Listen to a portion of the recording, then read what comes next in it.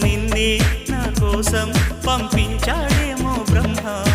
నడిచేడి నా ఇంటి దీపమా నీతో సావాసం పండించింది నా జన్మ నూరేళ్ల నాలో సట కుంకుమ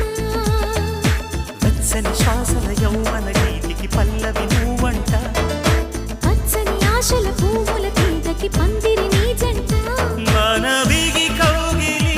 తన కోవెలని